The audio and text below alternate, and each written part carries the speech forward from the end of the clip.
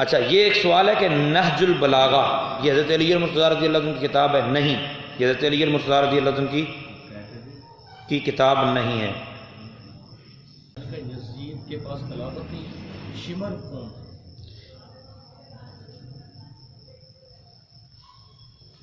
یہ نا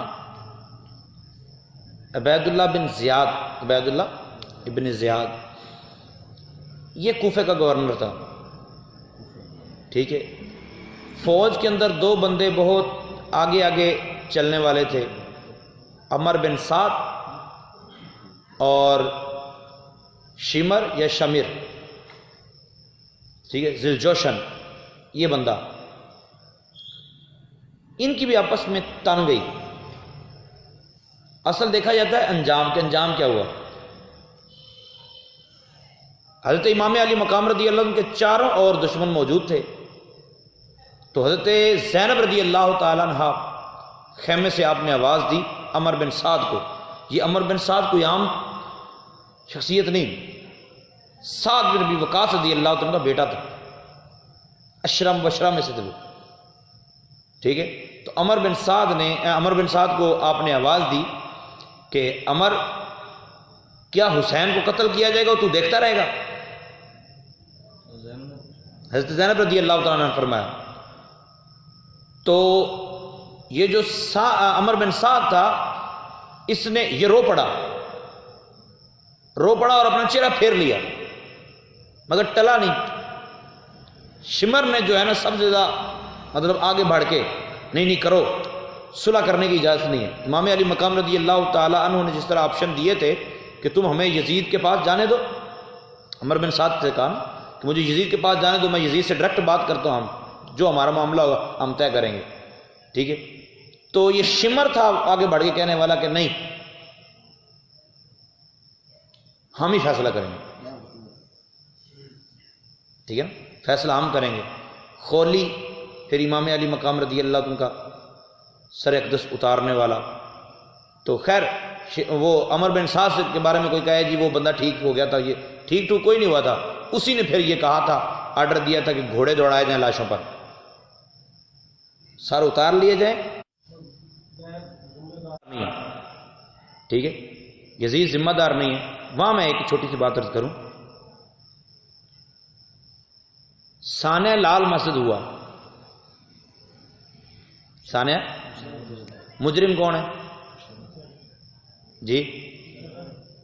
کوئی ایک مولوی یزید کا رشتہ دار یہ کہتا ہے کہ مشرف مجرم نہیں ہے؟ سارے یہ کہتے ہیں، یہی کہتے ہیں نا، مشرف نے گولی چلائی،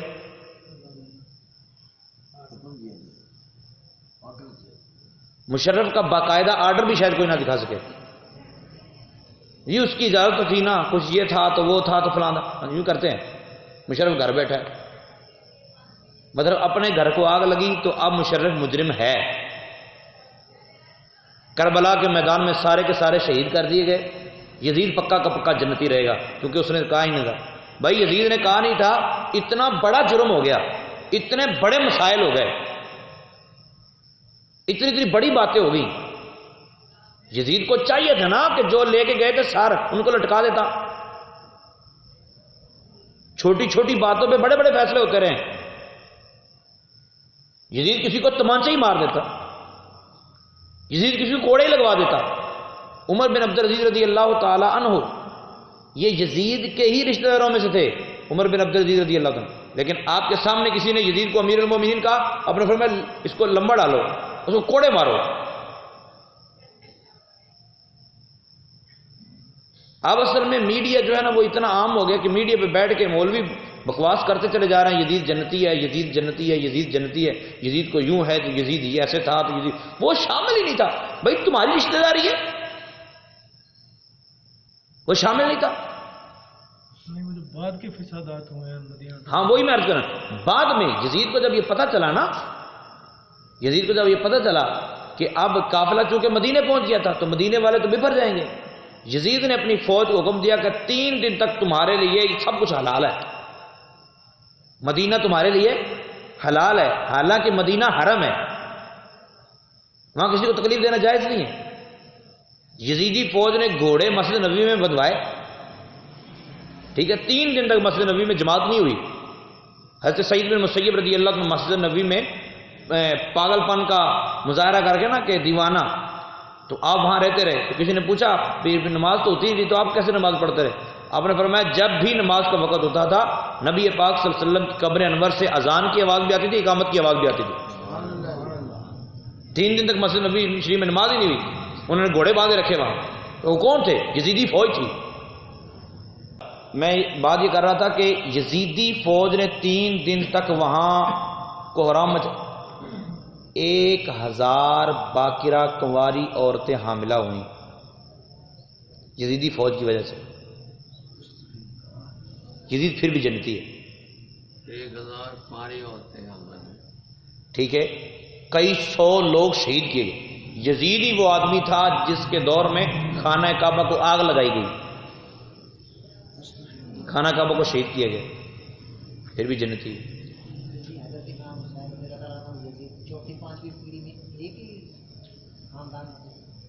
تو ایک ہو گیا تو کیا ہوا؟ ابو لہب رسول پاک صلی اللہ علیہ وسلم کا رشتہ دار، ہاں جی ایسے ہی اوپر تک تو سارے عرب والے تو ایک ہی خاندان میں نا، قریش میں تو سارے شامل ہو جائیں گے پھر جا کے۔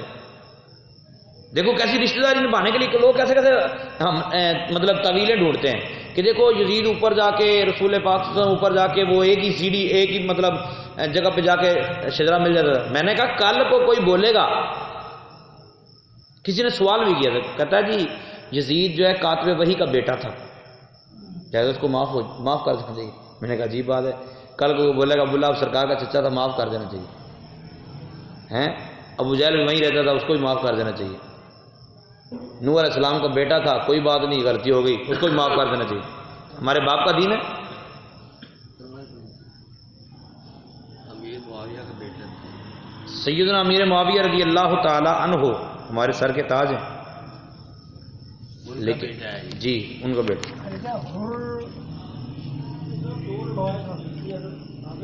میں بات سنا جی ہو رہا کیا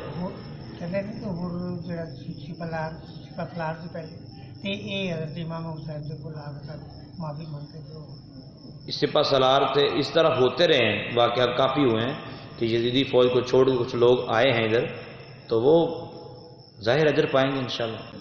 امام علی مقام رضی اللہ عنہ کا سر اقدس عبید اللہ بن زیاد کے سامنے جب رکھا گیا تھا اس وقت اس نے بھی چھڑی، جی جو گورنر اس نے بھی چھڑی، اور پھر یزید نے بھی۔ وہاں ابو برزہ اسلمی رضی اللہ عنہ موجود تھے یزید کے سامنے، اور یہاں زید بن ارقم رضی اللہ عنہ موجود تھے۔ دونوں نے یہی کہا تھا کہ جس جگہ تو چھڑی لگا رہا نا ان کو میں نے چومتے دیکھا۔ میں اصل میں حیران ہوتا ہوں کہ یزید پتہ نہیں کیوں اتنی رشتہ داری لوگ حدیث مبارکہ کہتے ہیں کہ جی وہ قسطنطنیہ کی جنگ میں شامل سن تے اس واسطے فرمایا اے ہے سی شامل اس جنگ سے۔ اچھا نبی پاک صلی اللہ علیہ وسلم نے ارشاد فرمایا قسطنطنیہ پر جو پہلا لشکر حملہ کرے گا ٹھیک ہے وہ جنت تو وہ جنتی ہے، یہ فرمایا سرکار نے۔ اس میں یزید نہیں تھا، حضرت امیر معاویہ رضی اللہ عنہ کا بیٹا جو یزید ہے نا یہ یزید نہیں تھا اس لشکر میں، اس پہ پہلے حملہ ہو 80 سے زائد صحابہ کا نام یزید ہے۔ اچھا وہ یزید اکیلا تھوڑا ہی ہے۔ بس ٹھیک ہے۔